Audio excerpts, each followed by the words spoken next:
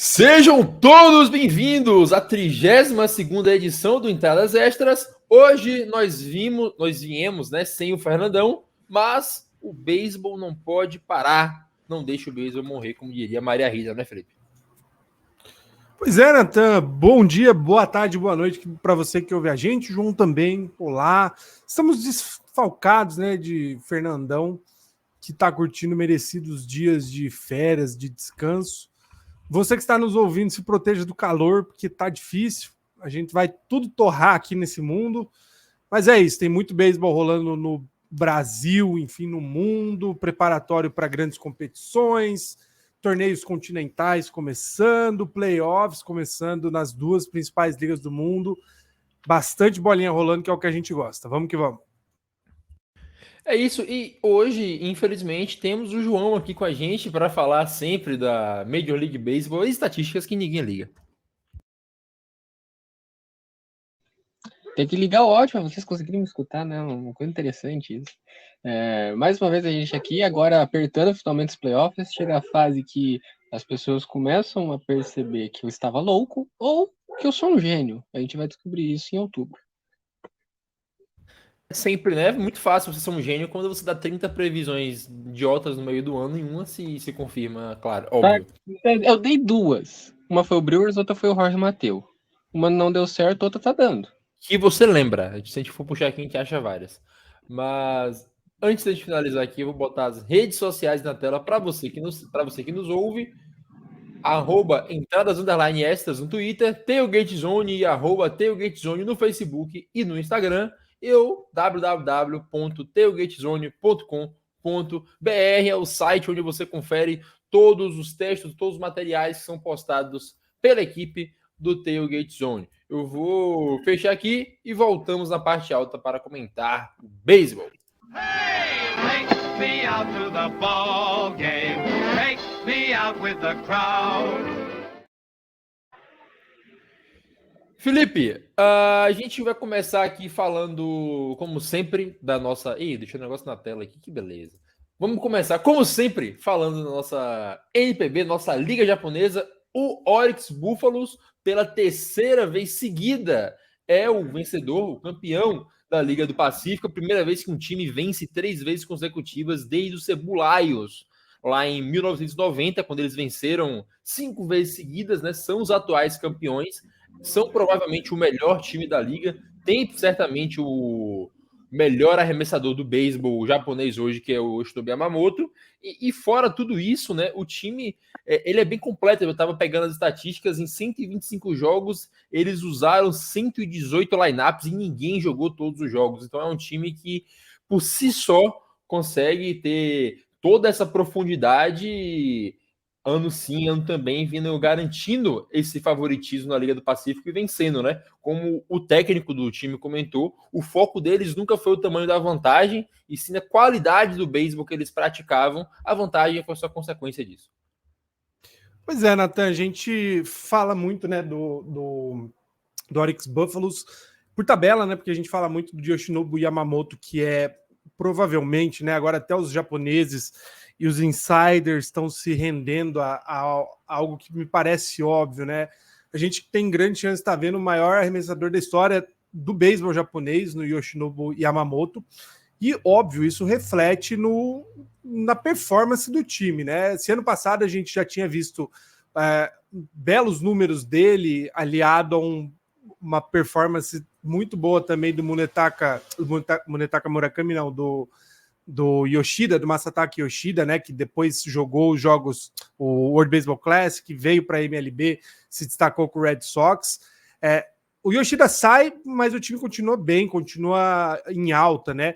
E é muito legal quando você olha estatísticas, não tem ninguém que seja lights out, assim, no ataque. A gente fala muito do Okamoto, do Giants. A gente tem nomes legais aí do ataque do Oryx Búfalos, mas é um bom conjunto, né? Você não vai ter nenhum cara com um número assustador de home runs. Acho que o líder do time tem 16, se eu não me engano. São rebatedores em geral de média, né? Então, que chegam bem em base.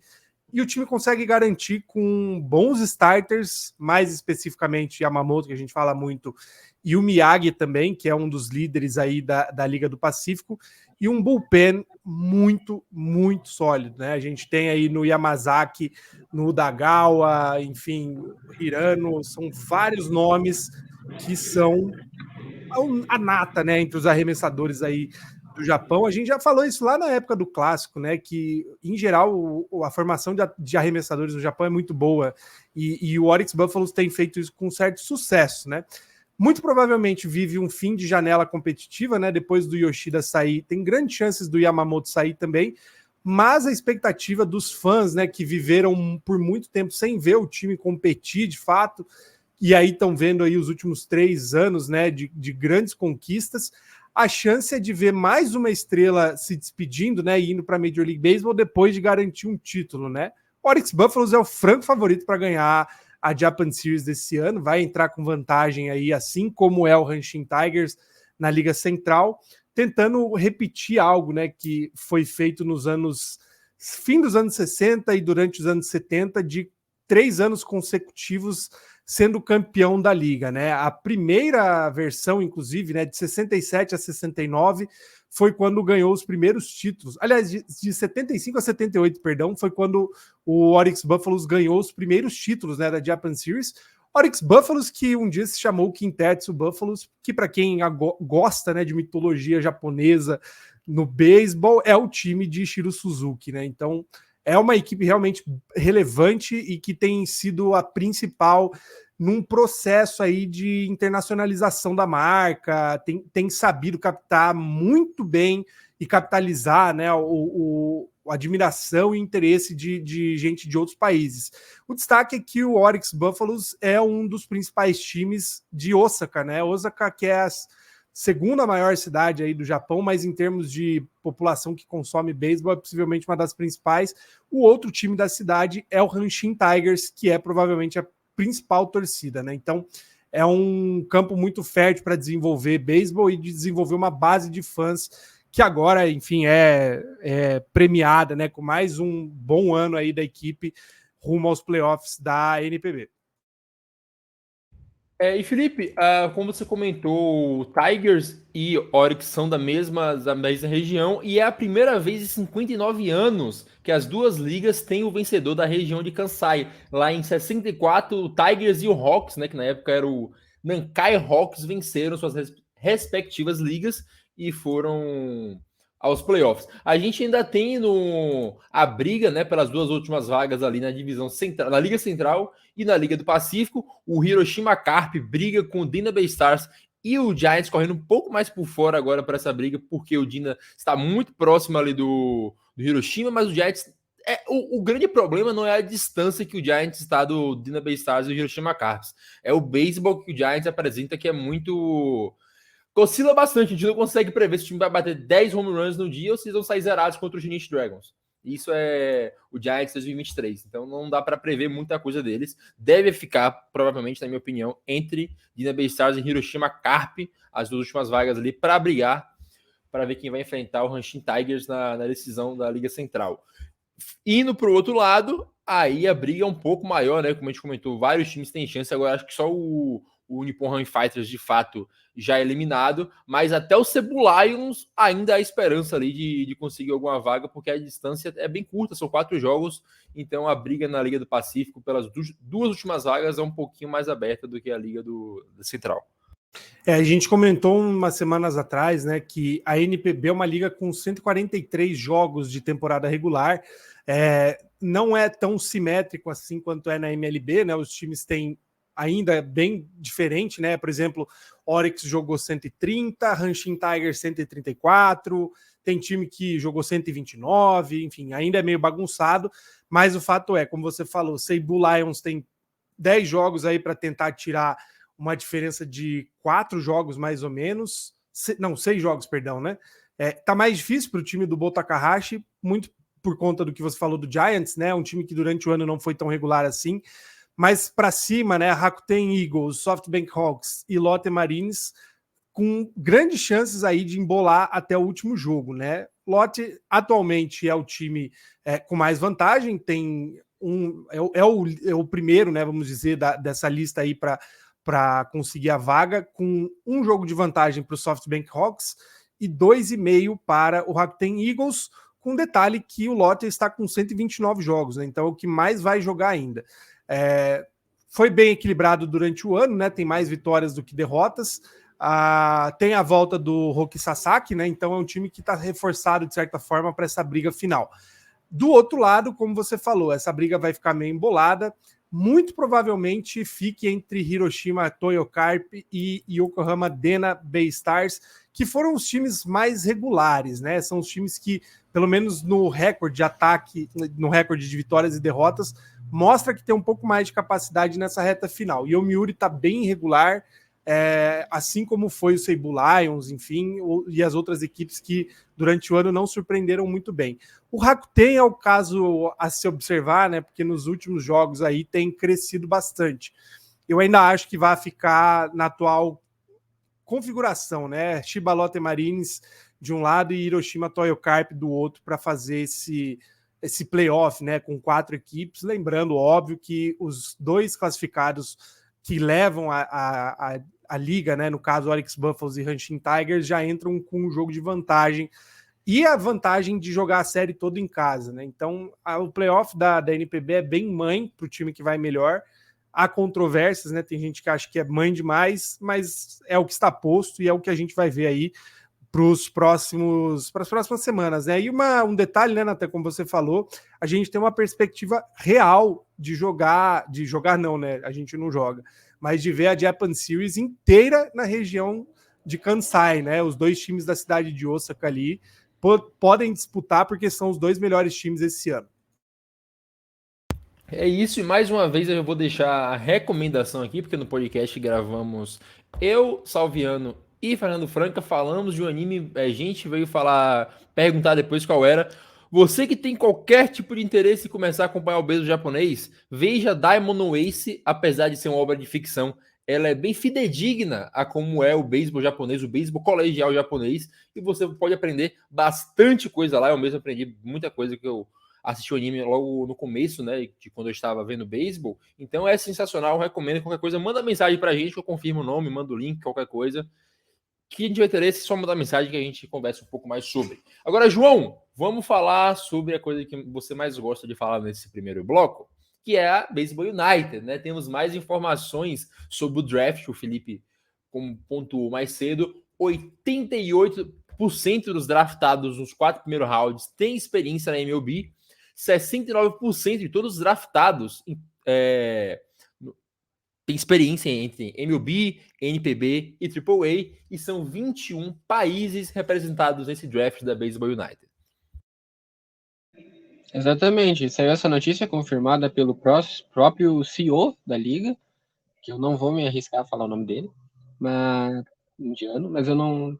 Ele confirmou isso pelo perfil oficial dele do Twitter. Mas a notícia que a gente tem sobre a Baseball United é que o draft seria no dia 19 de setembro, 2 dias atrás em relação ao que a gente está gravando. Mas o draft foi adiado. Para quando? Ainda vão dizer. Eles basicamente meteram vou ver e te aviso. Mas hoje foi o Media Day do draft. Estava lá vários deles tirando fotos, fazendo a divulgação sobre o draft. E já confirmaram que várias das escolhas vão estar presentes nas grandes cerimônias do draft, que vai ser em Cincinnati. Mas o draft em si ainda não aconteceu na data que estava prevista. Não vai significar um grande atraso com relação aos jogos e à realização do torneio, mas é alguma coisa que a gente tem que noticiar sobre a Baseball United. Ainda não sabemos se tem brasileiro envolvido, ninguém foi confirmado nesse torneio, mas entre 21 países, o Brasil provavelmente é um deles. Talvez a gente tenha algum brasileiro para a gente poder acompanhar e uma equipe para a gente criar simpatia por causa do brasileiro. Felipe, para a gente finalizar aqui a nossa parte alta do podcast, vamos falar um pouquinho, uma nota rápida sobre a competição europeia de beisebol, né? Vou tomar a liberdade de chamar de Champions League, não quero nem saber. já que a Champions League existe já, né? Mas aqui na América, mas na Europa é Champions League, foda-se. Temos definidos os grupos e as datas locais, tudo onde vai acontecer a maior competição de beisebol aí, né, da Europa, como você pontuou. O beisebol na Europa que tem florescido ao longo dos últimos anos com muito investimento da Major League Baseball. É um campo bem fértil, inclusive, porque consome-se esporte a rodo por lá, né? Então, a gente viu no World Baseball Classic, uma das eliminatórias aconteceu na Alemanha, com boa participação, né, dos times europeus. A gente viu uma Alemanha jogando bem, o Reino Unido se destacando pelo uniforme feio, Espanha participando, a Itália a gente já sabia que tinha liga profissional, Países Baixos também, ao longo das últimas décadas, né, tem formado jogadores no reino expandido, né, vamos dizer, dos Países Baixos. Mas é isso, a gente vai ter a partir do dia 24 de setembro até dia 1º de outubro, na República Tcheca, que é hoje o lugar mais interessante para se acompanhar beisebol na Europa, né? Muito pelo que a gente viu no World Baseball Classic, os 4 grupos, né? Com as seguintes 16 nações, né? Países. No grupo A está a Espanha, Áustria, República Tcheca e Grécia. Destaque para a Espanha e República Tcheca, né? Que tem disputado aí nos torneios do Clássico. Grupo B com Itália, Suécia, Grã-Bretanha e Hungria. Itália e Grã-Bretanha, assim como no grupo A, são as 2 seleções que disputam o Clássico e tem mais investimento recente. No grupo C, Países Baixos, Ucrânia, Croácia e França. França tem uma liga profissional com 2 ou 3 divisões até. A gente fala bastante por conta do Gabriel do Carme e do Alan Fagnoni, que jogam por lá. Mas Países Baixos é o grande favorito de maneira geral, porque é o melhor ranqueado em nível mundial.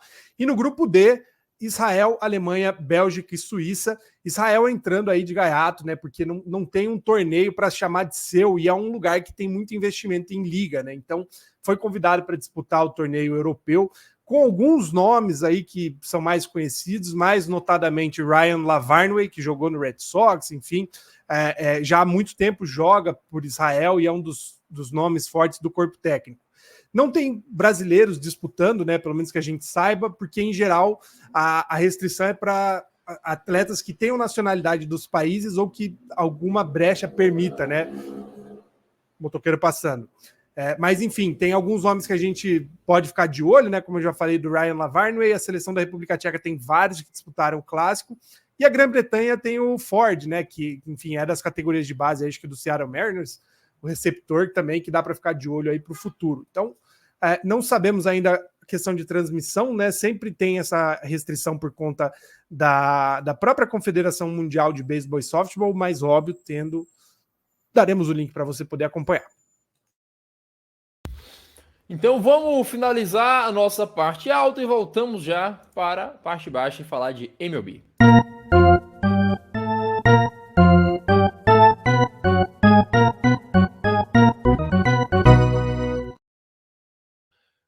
João Oliveira, podemos chegar e falar que neste momento é o momento decisivo da temporada, o final do mês de setembro. Outubro se aproxima, meu amigo. Então, para você que já acompanha o beisebol há bastante tempo, ou quiçá uma temporada só, sabe que outubro é um mês maluco.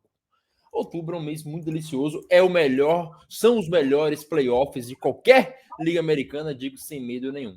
Mas, João, agora vamos comentar um pouco aí sobre como tá a liga. A gente começa lá pelo começo, né? Que sempre que a gente abre as standings, quem aparece primeiro é a Liga Americana Leste, e nela 2 times já garantiram vaga no que foi provavelmente a melhor divisão do beisebol esse ano. Claro, Yankees e Boston faleceram no final, mas ainda assim é uma divisão de times que são minimamente competentes. Não tem nenhum time que seja um Colorado Rockies da vida. E como pensávamos, né, o Rays garante a vaga com aquele começo maravilhoso que teve. A minha bold prediction foi que o Baltimore iria aos playoffs pelo wildcard, talvez eles ganhem a divisão ainda, então eu erraria de qualquer forma. Mas, cara, é uma divisão que ainda pode mandar mais um time, né, com o Toronto Blue Jays, mas para além disso tudo, é a divisão que vai levar os times a brigarem até o final por esse título. O que divide opiniões agora é que talvez tem gente que defende que isso é bom, porque você chega quente aos playoffs, e tem gente que diz que é algo ruim, porque você se desgasta até o final. como foi o papo que a galera do Dodgers deu naquele ano, que foi Dodgers e Giants nos playoffs, brigaram até o final da temporada regular e depois chegaram mortos contra o Braves. Mas fato é, o Giants também chegou praticamente sem bullpen, todo mundo machucou, tiveram que jogar sério até o final. Então, eu sou da teoria que não é tão bom jogar sério até o final, porque você vai chegar, provavelmente vai machucar alguém e não chegar a 100%. Assim, existem vários casos, cada caso é um caso, depende muito de como está o time. Para um time, por exemplo, Philadelphia Phillies, que vai ter um calendário mais tranquilo, vai pegar times de meio de tabela que não estão brigando mais para nada. No caso deles, é bom eles jogarem a sério, porque eles já vão chegar quente para enfrentar possivelmente um Milwaukee Brewers no Wild Card. Mas depende muito. Os times que já estão mais garantidos, que têm algumas lesões, como é o caso do Dodgers, que perdeu vários dos seus arremessadores, e precisa ter os jogadores mais descansados, talvez seja o momento de tirar o pé. A gente viu ano passado o Houston Astros, que acabou por ser o campeão, não estava mais nem aí. Chegou ali metade de setembro, os caras não estavam bem tranquilos, ganhou, perdeu. E é isso aí. No final chegaram com a folga, jogaram pouco naqueles playoffs, até porque varreram todo mundo. E nesse caso o descanso valeu. Já no caso do Dodgers ano passado, também eles já tinham ganhado a divisão há muito tempo, deram uma relaxada, acabaram esfriando e perderam para o Padres naquele jogo 5. Então, depende muito os playoffs do beisebol. Não existe dar o jogo como ganho e conta muito o momento, mas cada time, dependendo de como está o momento, como estão os jogadores, como está principalmente o corpo de arremessadores, precisa traçar uma estratégia em cima disso. Não existe resposta certa e não existe uma resposta errada. O importante é chegar lá e ganhar. O que vai fazer antes disso, não importa o que pode fazer tudo certo. Se perder o último jogo, deu tudo errado. Felipe, qual é a sensação de apostar contra o Rays vários anos seguidos e sempre perder essa aposta? Não dá nem para dizer que dá raiva ou frustração, né? É só aprender que não adianta criticar. Eu achava, né, que o Rays teria uma queda, mas eu vou fazer um statement aqui, Nathan. Eu acho que o Rays se beneficiou muito, muito mesmo, óbvio, de um começo avassalador, né? Foi um time que bateu recordes aí no começo do ano, mas continuou na briga muito por conta dos adversários não estarem à altura, né? E aí é uma crítica que já também está chovendo no molhado. Yankees e Red Sox não estão botando medo mais, né? Não sabem aproveitar o dinheiro que tem. E o Toronto Blue Jays não vai para lugar nenhum, né? Então, por mais que seja uma divisão muito difícil, minha impressão é que faltou adversário para bater de frente com o Rays, para tornar essa briga um pouco mais parelha, né? A gente viu uma possibilidade em algum momento de alguns jogadores, né? Aliás, alguns times se despontarem um pouco, né? Com um calendário novo, Yankees e Red Sox talvez se beneficiarem, e talvez todo mundo terminar positivo, que não vai acontecer, né? O Red Sox já caiu pelas tabelas, o Yankees muito provavelmente também não vai chegar a lugar algum, e o Blue Jays tem chances aí com dificuldade de também, né, bater de frente, enfim. Eu acho que para anos seguintes aí, né, com bons investimentos dessas duas equipes, talvez a gente finalmente veja uma derrocada do Tampa Bay Rays. Enquanto isso, fica o aprendizado. Não se aposta contra, porque é um time, de fato, estruturado, né? E a gente tá falando de uma equipe que passou boa parte do ano sem a principal estrela, que é o Wander Franco, né? Fora a leva de arremessadores, né, o que sempre acontece aí com os arremessadores de Tampa Bay. Ainda assim, o time conseguiu sobreviver jogando bem, né? Uma última notícia, né, Nathan? A gente não comentou e talvez comente mais para frente, né, quando tiver mais clareza. O Rays finalmente fechou, né, aparentemente, um acordo para a construção de um novo estádio lá na região, né? É um bom investimento que faz, porque o time corresponde em campo, né? A gente está falando aí de mais de uma década, praticamente, que em campo o time está dando condições para os torcedores irem e acompanhar algo legal, diferente de outros lugares, né? Que às vezes tem um baita estádio, mas não tem um time jogando lá, né? Ou enfim, o resultado em campo é tão feio que ninguém quer ir assistir. Não é o caso de Tampa, né? Tampa já tinha o time, faltava uma condição melhor para quem ia assistir. Aparentemente isso vai acontecer a partir de 2028, se eu não me engano, acho que é quando está previsto o Opening Day. Enfim, tem bastante tempo aí para a gente comentar sobre, mas o fato é que Tampa Bay novamente faz a gente se arrepender do que falou. E, João, os dois principais times da Liga Americana, sem dúvidas, Yankees e Red Sox, estão eliminados neste momento da briga pelos playoffs. E o Yankees tem um agravante ainda, né? Eles podem, do jeito que está indo, fazer a primeira temporada de recorde negativo em quase 30 anos. Para um time que no começo do ano gerou tanto hype naquela line-up com Rodon, com Cole. O Rodon quase não jogou e quando jogou mal. O Cole é verdade, vai ser Cy Young, com todos os méritos. Mas tirando o Cole, tirando o Judge, tem pouca coisa a se aproveitar desse Yankees. O Boston Red Sox, por outro caso, me parece ser um time que, o Felipe pode falar até melhor depois, que não sabe bem o que quer. Ao decorrer do ano, a gente tinha assim, uma proposta de tentar algo, um wildcard, a princípio com as contratações que fizeram, trouxe veteranos, como foi o caso de Justin Turner, só que chegou no meio da temporada, vendeu os jogadores e não contratou ninguém. Então, só que não vendeu o suficiente, não comprou o suficiente, ficou naquele limbo ali, a gente não sabe o que o Red Sox queria, ocasionou caindo o Chaim Bloom, né? Então, o Red Sox pro próximo ano segue uma incógnita, a gente não sabe quem é que vem. Hoje já sabe, Felipe, quem é o GM? Não sabe quem ainda é o GM. Não. E é isso, vida que segue, Yankees e Red Sox fora após brigarem um ano inteiro aí. Talvez ambos possam fazer uma campanha negativa esse ano. Não só eles, eu queria destacar o time que foi até o jogo 5 do NLDS do ano passado, Cleveland Guardians, a grande sensação do ano passado, fez 90 vitórias, esse ano vai ficar abaixo dos 50%, no ponto 45. Outro time que foi hypado no início da temporada e não rendeu.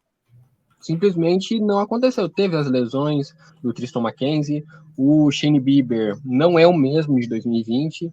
O time ficou muito dependente da produção do José Ramírez e do Josh Naylor. Subiu vários rookies, o que é bom para o time para os anos seguintes. O Tane Bibi, arremessador que foi o líder da equipe em WAR, com 3.5 ERA, quase abaixo de 3. Mas é um time que simplesmente não clicou. Falando de uma Liga Central Americana tão fraca, com o Chicago White Sox, com o Kansas City Royals de 105 derrotas, Detroit Tigers, que não bota medo em ninguém.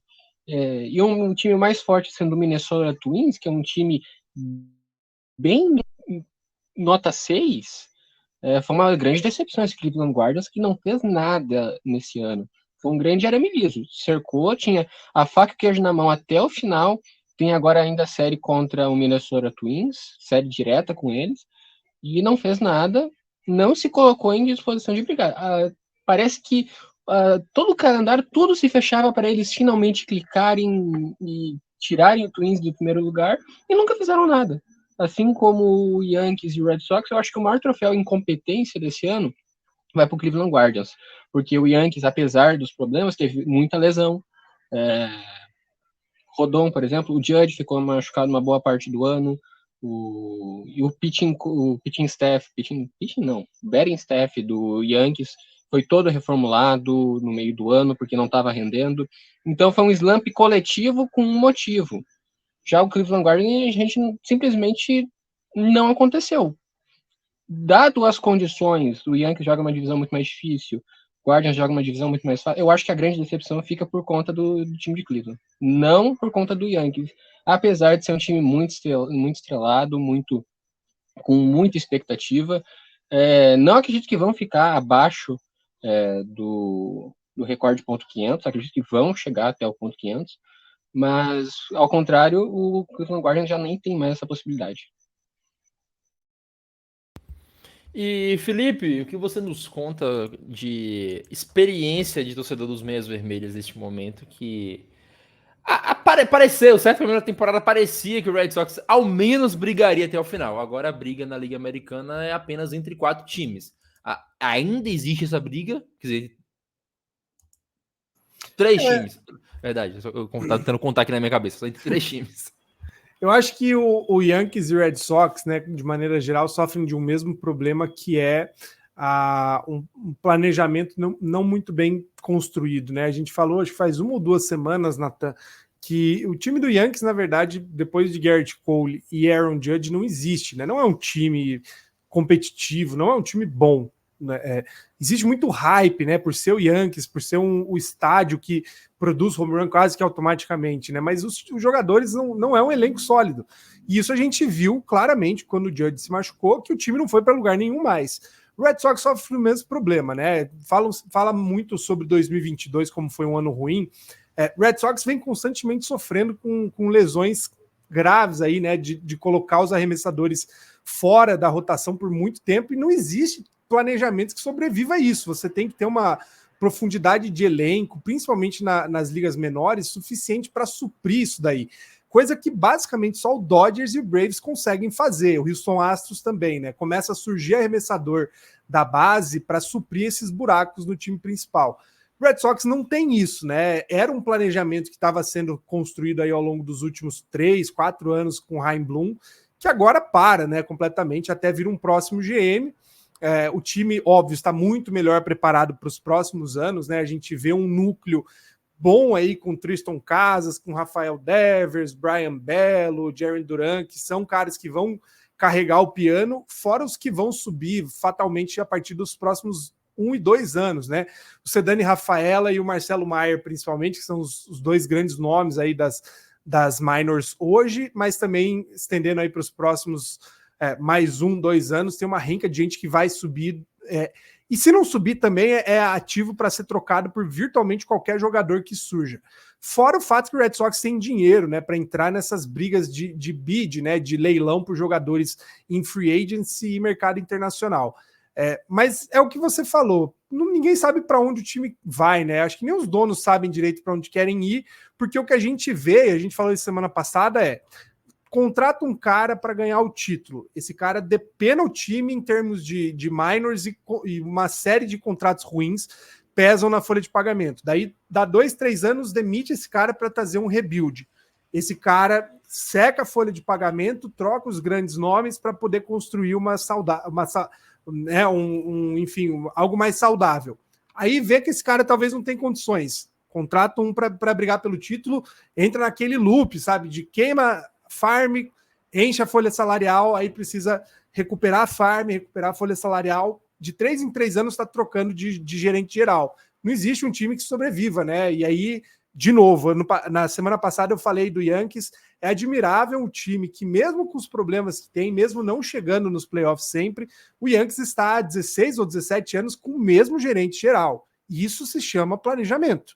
Isso se chama visão de longo prazo. Você pode dar uma missão para um cara, ele não ser eficiente para cumprir todo ano aquela missão de chegar nos playoffs.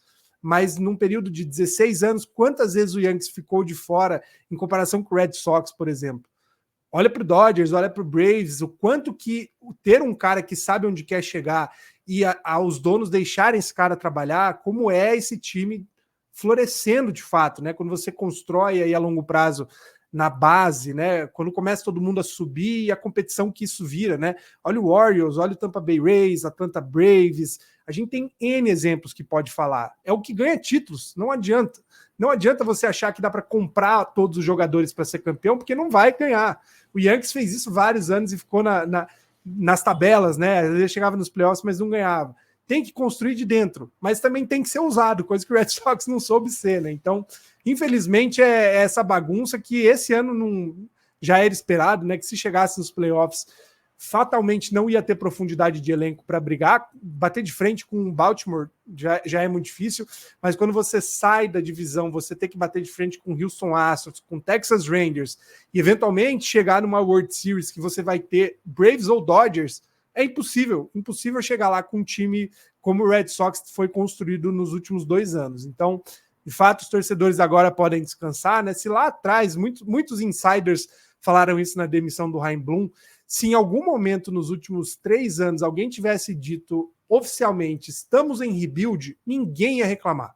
Porque daí você sabe que por um período de 3 ou 4 anos, o time sacrifica a ida para os playoffs para construir algo competitivo a longo prazo. O problema é que o Red Sox não soube se posicionar sobre o que queria. Não soube dizer se queria reconstruir, se queria brigar, se queria fazer bem as duas coisas, acabou que não fez nada. Aquela chegada na final de liga em 2021 foi um ponto fora mesmo, porque foi um alinhamento de astros que acabou no astros, né? Mas a expectativa é que para 2024 em diante, quem quer que venha, tenha aí um time a ponto de bala, né? Talvez 2025 mais realista, mas a partir de 2024, com dinheiro e com planejamento, conseguir ser um time competitivo e voltar a ter um certo protagonismo na divisão. É estranho dizer isso, mas olhando agora, que passou 2 anos, aquela ida até quase a World Series do Red Sox fez mais mal para o time do que bem. Daí isso criou uma falsa sensação de que o time era bom o suficiente, quando não tinha corpo de arremessador para isso, não tinha bullpen para isso, e acabou que criou um Frankenstein para essa temporada chegar a algum lugar e não chegou a lugar nenhum.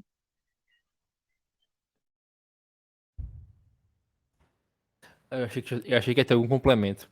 Mas agora chega a parte do podcast, João, que é a parte que eu menos gosto. É a parte que a gente é obrigado a falar bem do Dodgers. E me corrói por dentro falar bem da franquia. Da segunda franquia mais maligna do beisebol, depois do New York Yankees.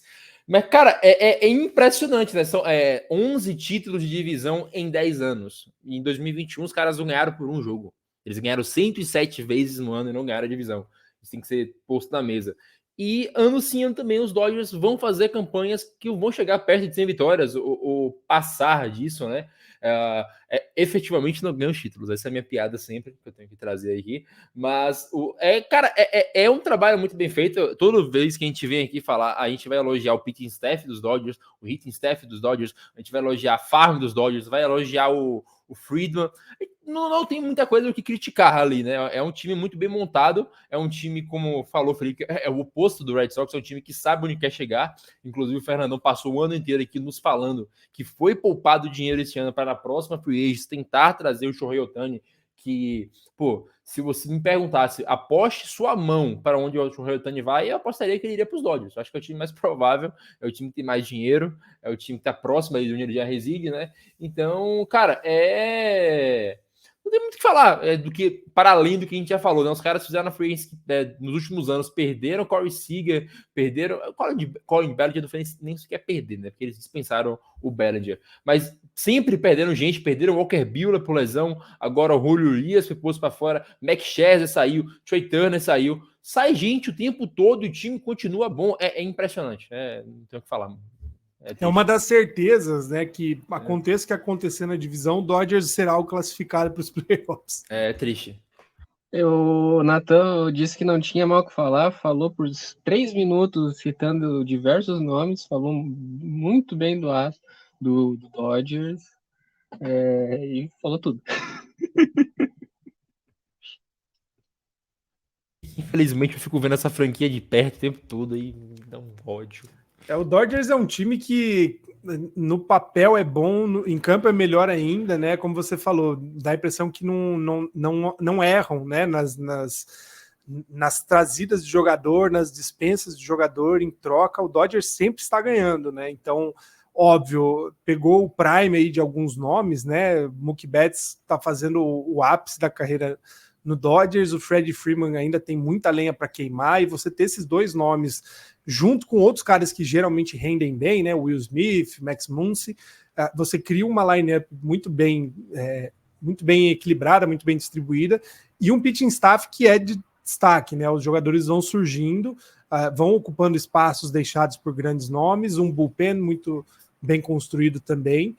E aí eu acho que rola alguma coisa parecida com a divisão leste, né, da Liga Americana, que numa divisão que você tem um Colorado Rockies, que não é um time mais, né, é só um amontoado de jogadores, um Padres performando abaixo do que deveria, né, essa mudança de calendário a gente vai conseguir analisar, de fato, a partir da próxima temporada, o real efeito que teve em distribuir vitórias, né, para os times que normalmente ganham, né. Existia uma expectativa que as grandes franquias talvez se beneficiassem, né, quando estão em divisões mais difíceis, o Yankees da vida, o Dodgers, Padres, enfim, esses que normalmente ganham jogos, mas se complicam dentro da divisão, que talvez se beneficiassem dessa mudança de calendário. Nem todo mundo, de fato, se deu bem, mas o Dodgers, principalmente, soube capitalizar. A gente falou aí do mês de julho, né, se eu não me engano, que foi um mês espetacular do Dodgers, com 6 ou 4, sei lá, derrotas apenas, uma renca de corrida anotada, renca de home run, e chega bem, né? Chega bem para os playoffs, que é um outro campeonato, né? A gente vai ver de fato, muito provavelmente não vai ser Braves ou Dodgers, né? O time a disputar o título pela Liga Nacional, mas vai ser um playoff de respeito aí pelo lado da Liga Nacional. Ô, João, agora a gente pode falar que o gigante acordou, porra. O San Diego Padres é o time mais quente da liga. 8 vitórias nos últimos 10 jogos, 7 vitórias seguidas. Só que foi tarde, né? Quer dizer, chance ainda existe. Chance de fato ainda existe, ainda porque eles pegam os Giants agora no final, que já tá, desligou o modo MLB há muito tempo. E ainda assim, existe de fato uma chance para os Padres que, inclusive, se forem aos playoffs, fazer uma sequência gigantesca, como fez o St. Louis Cardinals lá em 2021, é um time que chega muito quente, é um time que está muito bem no bastão, é um time que tem um provável Cy Young da Liga Nacional, ou é o Snell, ou é o Justin Steele. Então, cara, só falando bem rápido aqui dessa briga pelo wildcard na Liga Nacional. Por que o Padres não vai conseguir engatar essa sequência do St. Louis Cardinals? Que em 2021 o St. Louis Cardinals conseguiu isso via Devil Magic. Verdade. E o Padres é literalmente o Padres. Não tem uma coisa a ver com a outra. Cara, só para finalizar aqui, antes de você falar, a gente tem muitos times brigando ali. Tem Philadelphia Phillies, Arizona Diamondbacks, Chicago Cubs, Miami Marlins, Cincinnati Reds, San Francisco Giants e San Diego Padres. É uma briga que tá muito maior do que a briga da Liga Americana. Tem muita gente que pode ir e muita gente que foi inconstante ao decorrer do ano inteiro, tirando Phillies, que foi mal na primeira metade, depois começou a jogar bem e é de fato o time mais forte desse wildcard aí. A gente pode destacar, eu fiz a coletânea das odds que o Fangraphs dá, e diz que o Phillies já está praticamente classificado, 99,8%, Miami está com 48%, Chicago com 44,6%, Cincinnati com 20,6% e Arizona com 84,5%. Então a gente tem basicamente 2 vagas abertas, a de Arizona, que está um jogo e meio na frente, e Chicago está com a última vaga com meio jogo na frente. Depois vem Miami, que está meio jogo atrás, e Cincinnati está um jogo. Ainda tem 10 jogos, 9, a serem disputados. Ambos, Arizona e Chicago, perderam ontem. Reds também perdeu. Então, vai ser uma disputa que até o final vai ser muito pegada. Algumas semanas atrás, a Arizona estava com 30% de chance. Hoje eu já falei, hoje está com quase 85%. Então, todos os times têm chance via calendário, porque nenhum pega grande pedreira. O Reds, por exemplo, vai pegar Pirates e St. Louis, que são 2 times que já não brigam por mais nada. E a gente só vai ter certeza nos últimos dias. A gente pode chegar no último dia tendo todos os times praticamente empatados, meio jogo cada um do outro. Coisa que alguns anos atrás geraria um jogo 163. Esse ano seria um forte candidato a isso acontecer nas 2 ligas. Mas essa briga para o Wild Card na Liga Nacional já há muito tempo estava sendo ventilada e cada vez mais está afunilando muito. Miami, todos os times estão numa sequência no last 10 negativa, mas alguém vai ter que sobrar em pé aí. Então, eu posso dizer que a Arizona, na minha opinião, já foi para os playoffs e vai ser uma briga muito interessante entre Chicago, Cincinnati e Miami. A gente vai ter muitas emoções até lá e se fosse para mim palpitar, eu palpitaria ainda em Chicago por causa que desses times do Wild Card ainda é o melhor time em diferença de corridas anotadas e corridas sofridas. Foi muito azar. Chicago ainda não está nem como líder de divisão, porque é um time que tinha bola o ano todo para conseguir isso. E Felipe, eu vou levantar uma bola aqui, viu? Eu apostei em Phillies, Cubs e Padres indo para os playoffs. Não, acho que foi algo assim, não lembro. Mas eu sei que tinha Phillies e Padres. E eu vou cravar. O Padres vai aos playoffs ainda, tá? O Padres vai aos playoffs, todo mundo perdendo ali, todo mundo em séries negativas. É o time mais quente do momento. Eu acho que o Diamondbacks, como falou o João, já tá. O Diamondbacks tá com a série quente também, 5 vitórias seguidas. Ainda vai enfrentar o Chicago White Sox e os Yankees nesse final de ano. Então, dificilmente o Arizona Diamondbacks fica fora dos playoffs. Mas eu queria voltar a falar, o gigante acordou e se for aos playoffs, vai ser campeão. Eu acho que é uma aposta bem ousada, né? A gente tem um cenário de playoffs hoje pouco favorável para San Diego, né? A gente tem alguns times que eu acho que tem mais chances, né? Eu quero acreditar que Cincinnati ainda vai conseguir classificar. Eu acho que no fim a gente vai ver mesmo 3 times da divisão central. Mas assim, dessa briga embolada aí entre Padres, Reds, Giants, acho que qualquer um dos que for vai ter um certo merecimento porque conseguiu se sobressair nessa briga, né? Eu acho que o Padres tem tido um bom momento, né, de disputa de jogos. O Blake Snell tem jogado muito bem, mesmo o Seth Lugo tem feito jogos legais, né, e principalmente o Juan Soto tem aparecido, coisa que não fez o ano inteiro, né? Quem joga fantasy aí apostou no Soto nos últimos 2-3 anos tem se estressado com isso, porque parece que o Soto só joga lá para o meio-fim da temporada, né? Só que às vezes o tanto que ele joga é o que o Padres realmente precisa, né? E invariavelmente, sem Soto, o Padres não consegue avançar, né? Você tem uma série de jogadores que precisa performar mais ou menos bem ou bem. O Padres deu a impressão que coletivamente todo mundo parou, né? Quando o Manny Machado estava jogando melhor, Bogaerts não estava bem, o Tatis não estava bem, o Soto não estava bem, daí um outro melhora para outro piorar.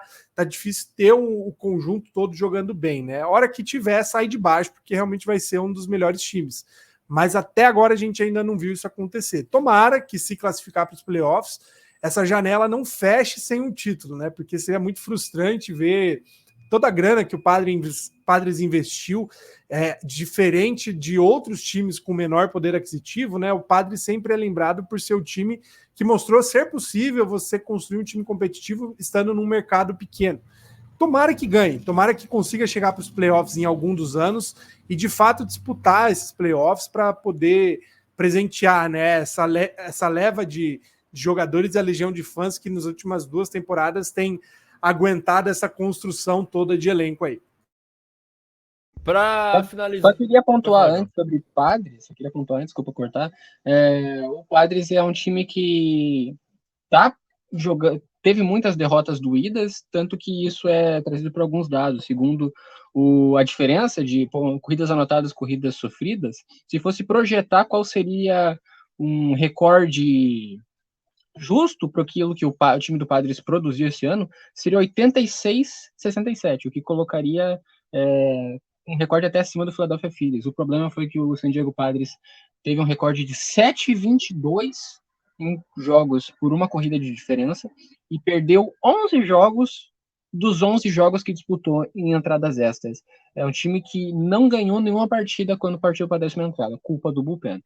Ainda falando sobre jogos que foram para entradas extras, agora não tem muito a ver com nada, só para fazer o alívio cômico, o time que tem menos jogos em entradas extras esse ano é o Kansas City Royals, porque perde antes. Que faz total sentido. 3 vitórias e 4 derrotas. Só inclusive, eleitos aí os inimigos do podcast em cada uma das conferências. Royals em uma, Padres na outra. Agora, Felipe, para a gente fechar o podcast, abrindo aqui o nosso último tópico, Shohei Ohtani foi para a cirurgia, não joga mais em 2022, confirmado. Ele seguirá rebatendo no próximo ano, assim, quando voltar. Não sei se ele volta já no Open Day, não vi nenhuma previsão sobre. Se você viu, me corrija. Mas certamente não arremessará em 2024 o Shohei Ohtani. Ele não será um two-way player em 2024. E aí traz de novo todo aquele questionamento, né? O Ohtani ainda será um two-way player no futuro? Porque talvez, eu acredito que ele provavelmente aceite ganhar menos em algum time com a garantia de que ele vai poder arremessar depois. Eu tenho certeza que o Ohtani ainda quer arremessar. O problema vai ser se isso for significar outras séries de lesões por ter que estar forçando demais, sempre arremessando, rebatendo, e perder um cara como o Ohtani no bastão, que é um cara que, sem arremessar, já é um potencial MVP. é complicado, ainda mais pelo salário que se vai pagar nele. Ele esperava que ele fosse assinar um valor recorde, provavelmente não deve acontecer mais, ou sim, não sei o que vai acontecer na Free Agency lá, mas no momento, como apenas rebatedor, o valor do Ohtani cai bastante, apesar de ser um valor ainda consideravelmente alto. A gente está falando de um cara que, machucado, né, há uma semana mais ou menos, ainda lidera aí OPS, OBP, slugging, é um dos... Eu acho que ainda lidera home runs, né, na Liga Americana. 30 ainda ele tá 6 home runs na frente do segundo. Então, a gente tá falando do provável atual MVP, né? Se a temporada acabasse hoje, possivelmente o Ohtani levaria o MVP mesmo machucado. Óbvio que tem jogo ainda, né? Tem toda a briga pela classificação para o Wild Card, né? Pelo Wild Card. Como o Fernando gosta de falar, né? É muito triste reduzir a história toda ao pedaço de carne que vira saber se o Ohtani vai custar X ou Y. Cara, tanto faz. A gente tá falando do melhor jogador que a nossa geração tem visto. A temporada acabou esse ano, né? Ano que vem ele volta em algum momento rebatendo, como você falou, arremessar não antes de 2025. A história vai ser quem vai arriscar, né? O jogador machucado e recuperando de lesão para poder talvez voltar a ter esse two-way player mítico, né? Que a gente vê esse ano. Mas ainda assim, foi muito legal ver o que o Ohtani fez esse ano e reacender, né, essa discussão da possibilidade de você deixar os jogadores que querem tentarem, porque pode ser que surjam outros, talvez até melhores arremessadores do que o Ohtani foi, talvez um cara que seja melhor arremessador, um pouco pior rebatedor, mas justifique ainda ser two-way player, né, enfim. É uma história que a gente vai monitorar bastante e falar muito ainda até, de fato, ser consumada, né? É bem provável que o Ohtani não fique no Los Angeles Angels, embora seja um time que até hoje apostou, né, na possibilidade dele ser um two-way player. Então, a certeza que o Ohtani tem é que em Los Angeles ele consegue continuar nessa busca, né? Resta saber as reais pretensões do Ohtani para os anos seguintes, né? O que ele busca, se ele quer realmente um time muito competitivo, top de linha, se esse time está disposto a desembolsar o que o Ohtani vai pedir, provavelmente. Tem muita coisa ainda por acontecer, né? A temporada ainda vai longe. Quando começar, de fato, as movimentações da Free Agency, aí sim a gente vai conseguir contar essa história. Por hora fica isso, né? Uma temporada sensacional, fora de padrões aí que o Ohtani fez. A minha torcida vai ser para que ele continue nessa briga aí de MVP, mesmo machucado, né? Mesmo sem disputar os últimos jogos, que ainda assim ele continue nas cabeças para ganhar esse título. E, João, de certo o Ohtani não fica em Los Angeles, né? Ele já, antes de ser confirmado que ele não jogaria mais esse ano, saiu a notícia que ele limpou todo o vestiário dele lá em Anaheim. Então, cara, agora é ver para onde o Ohtani vai, né? Tem os destinos possíveis de times que podem pagar o Ohtani, que é Dodgers pode pagar o Ohtani, Rangers, Red Sox, Yankees, Giants e que mais? Padres, talvez, a depender de como vai ficar a folha salarial. Mets são times que talvez tenham dinheiro para pagar o Ohtani. Mas o fato é, o que comentei antes, o Felipe reforçou agora, é triste ver como fica incerto o futuro do Ohtani agora, porque era o jogador que mais nos divertia, o jogador que a gente mais falava aqui no podcast, e de fato é o melhor jogador de beisebol do planeta. Mas cumprindo apenas uma função, aí já abre briga, fica justo para os outros. Mas enquanto ele fazia as duas funções e talvez volte a fazer em 2025, a gente tem que aguardar agora, mas eu acredito que será um fator determinante para ele assinar o contrato, ele poder continuar fazendo os dois. Sabendo agora que o Ohtani vai ter essa lesão e teve essa lesão e provavelmente não, pode ser o fim do two-way player, o Shohei Ohtani, ele virar um Babe Ruth no pleno sentido de parar de arremessar. Aquele save dele contra os Estados Unidos se passa a se tornar um grande highlight da história do beisebol, ele no recorde final no Mike Trout. Eu queria pontuar sobre a disputa de MVP, que o Shohei Ohtani tá com menos 20 mil nas odds para ser o MVP da Liga Americana. E em segundo tá o Corey Seager com mais 840, coisa assim que eu vi. Sobre o Ohtani, a gente, por um lado, fica triste por isso, mas a gente pode, entre muitas aspas, ficar feliz, porque agora ele tem a opção de ir para o time correto para vencer um título. Opção não vai faltar, mas triste porque a gente vai perder talvez o maior espetáculo que o beisebol já viu nos últimos 100 anos. A gente já falou muito sobre o Ohtani aqui. Fica um gosto bem amargo dessa temporada. A gente acompanhou toda a trajetória dele desde o início lá no Angels, quando ele ganhou o Rookie of the Year, o primeiro MVP dele no ano passado. A gente viu ele competindo para ser o líder de home run e agora ele mostrando pra gente que ele sangra. E se ele sangra, ele um dia pode morrer. E a gente não quer que o Shohei Ohtani morra. A gente quer sempre ver ele arremessando, sempre ele jogando. Agora a gente tem a opção de ver ele num uniforme diferente, mas levantando o prêmio da World Series no final de novembro, na primeira semana de novembro. Pesando um e outro, eu prefiro ver o Ohtani campeão do que o Ohtani jogando muito num time que não vai a lugar nenhum. Então é isso, vamos finalizar o podcast neste exato momento e voltamos com o Momento Okuda.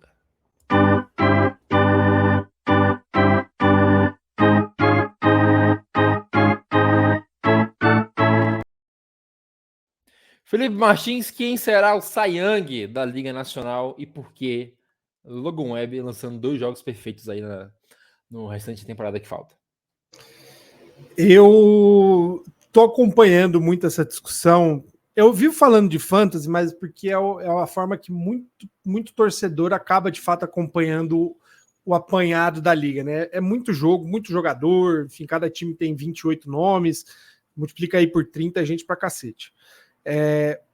Eu tenho o Blake Snell, né? Foi uma aposta feita esse ano numa das principais ligas, e o Snell tem entregue o que ninguém mais esperava, né, dele, por conta da limitação de entradas, enfim, até da própria performance dele depois de ser Cy Young, ainda pelo Rays, né? O que ele fez não foi nada surpreendente. Só que esse ano, o que Blake Snell tem entregue para o San Diego Padres, e olhando em estatísticas mais aprofundadas, né? Provavelmente o João vai explorar alguma coisa nesse sentido. O Snell está sobrando, né? Vai muito de como os analistas vão votar, né? Existe uma discussão de até que ponto você pode supervalorizar a média de corridas cedidas que o Snell lidera, o tanto de corridas cedidas, né? Que o Snell também lidera. Sendo bem honesto, assim, o Snell talvez perca, vamos dizer, se você for conversar sobre vitórias, porque isso é um coletivo, né? Depende muito do time, e aí o Strider leva uma boa vantagem, porque o Braves é um bom time. Se strikeouts forem realmente relevantes, talvez o Snell não ganhe, porque, né, tem jogadores com mais, mas eu acho que no apanhado o Snell foi o melhor arremessador, está sendo, né, o arremessador esse ano. Ele lidera categorias muito legais, né? Eu estava lendo uma comparação dele com o Justin Steele do Cubs, que talvez nunca tenha tido de fato uma chance, né? Mas se você olha por média de corridas cedidas hoje, né? Acho que é hoje, ou pelo menos do dia 16, então 5 dias atrás, a gente tem o Snell com 2,43, Steele com 2,73 e o Kodai Senga com 2,95. O Snell é o que menos tem corridas cedidas que ele mesmo tomou, né? Mas, em comparação com o Steele, por exemplo, que são corridas que são geradas por erro ou que são cedidas, mas não entram na categoria Earned Run, o Snell não tem concorrência, né? Ele cedeu, acho que 2 o ano inteiro. Então, não existe muita conversa, né, nesse sentido. Eu acho que o case que foi criado por Snell esse ano provavelmente é o suficiente para ele levar esse título. E é o segundo, né? Surpreendente que um cara que até 2, 3 anos atrás a gente não falaria mais sobre, né? Ano passado e o retrasado, a gente não falaria sobre estar entre os melhores arremessadores, volta a estar num protagonismo, né? Felizmente venceram a neura de ter uma limitação de entradas para o Snell e ele volta a arremessar em alto nível. E, João, a gente entra num caso de discutir, eu também escolheria o Blake Snell como o meu vencedor da Liga Nacional, do Snell não ser só o melhor arremessador da Liga Nacional nesse ponto. Para mim, o Snell é o melhor arremessador da liga inteira, mais que o Garrett Cole. O Garrett Cole tem mais entradas, é verdade, mas o Blake Snell ele consegue ceder menos corridas, consegue mais eliminações por strikeouts. Eu ficaria com o Blake Snell hoje como o melhor arremessador da liga. E o grande ponto é que eu botei até no grupo mais cedo hoje, o Snell, se for Cy Young de fato, ele seria o Cy Young desde 2008, ao menos, que a gente tem datado, com menos entradas arremessadas após a sexta. Ele arremessou apenas 3 esse ano. Mas isso aí é... Como é que tu vai dizer isso pro cara? Ele não tá cedendo corrida, ele tá levando o time até a condição de vencer os jogos. Ele tá com 38 at-bats seguidos, sem sofrer rebatida. Isso falta 2 para ele quebrar o recorde da Major League Baseball, que é dele, que é de 40. Os argumentos que a gente vai falar contra ele é o que? Wins não pode ser argumento para Cy Young. Strikeouts, tu tem o Spencer Strider, que tá com mais de 70 acima. Mas mesmo assim, é um argumento raso, porque o Strider cede muito home run. Em FIP, ele também tá liderando. Não tem argumentos para a gente não colocar o Blake Snell. Sobre ser o melhor arremessador da liga, a gente precisa ainda aprofundar sobre o Garrett Cole, porque ele é um workhorse muito eficiente. Finalmente, o pão começou a cair com o lado da manteiga para cima para ele. Muitos anos estava caindo para baixo. Mas depois dele ter abrido um no-hitter bid contra o Colorado Rockies em 7 entradas, e o Steele ter tido um jogo bem ruim no último start dele, não tem como o prêmio ser diferente, a não ser que seja do Blake Snell. O melhor jogador do San Diego Padres nesse ano, e mais um case para a gente ver como foi estranho esse ano do Padres. É isso, então, apostas feitas, acho que todo mundo ficou com o Snell. Não tem nenhuma discordância neste momento. O João, inclusive, falou que se o Justin Steele ganhasse o prêmio, ele ficaria maluco e só voltaria a ver beisebol daqui a 2 anos. Ficaria. Eu posso explicar o porquê? Por favor. A explicação que eu dei foi: Pirates não tem arremessador, St. Louis não tem arremessador, Brewers é a única coisa que tem, Cubs tem um elenco forte. Se eles tivessem arremessador, eu não ia suportar poder ver um time da NL Central se dando tão bem. Principalmente o Cubs, eu ia parar de ver se o Justin Steele realmente confirmasse, porque eu detesto a fascinante de Chicago. Eu não curto ela.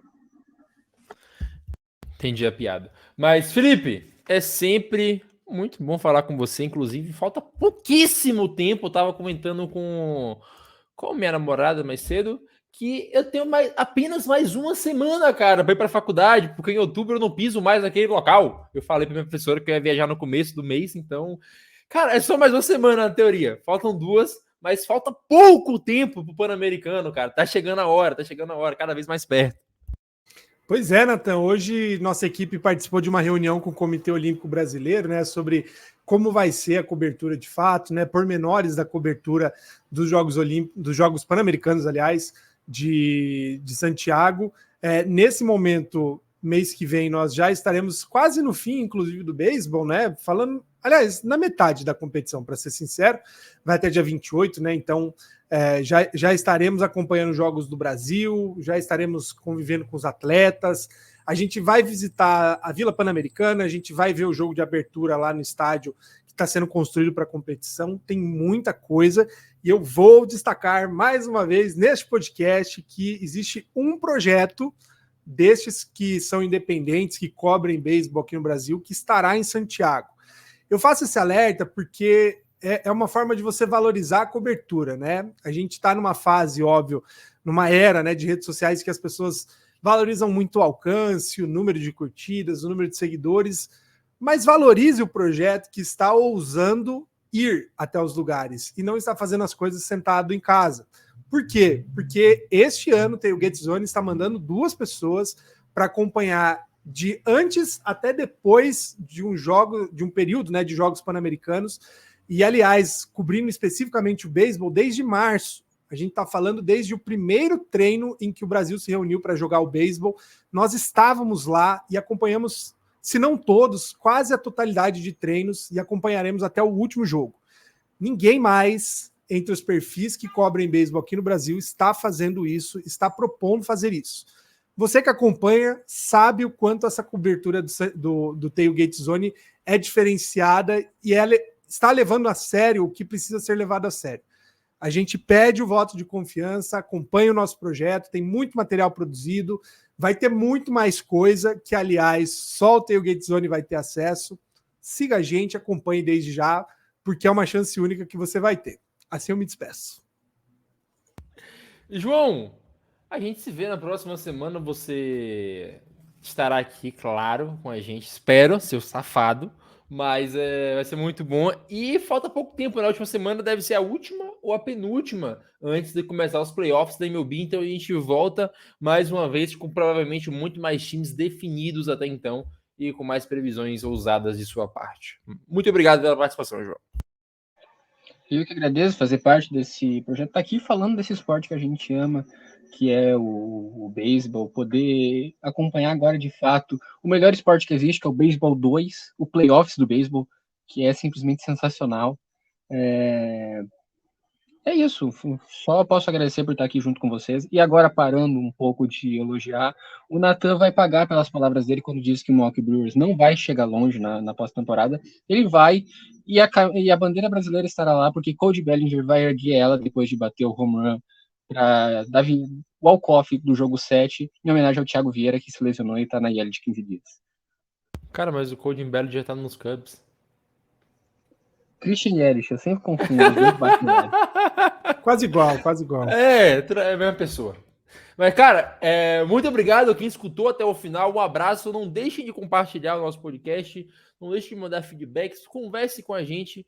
E voltamos na próxima semana com mais MLB, com mais NPB, com mais Baseball United e com mais João falando loucuras. Um beijo, um abraço e tchau.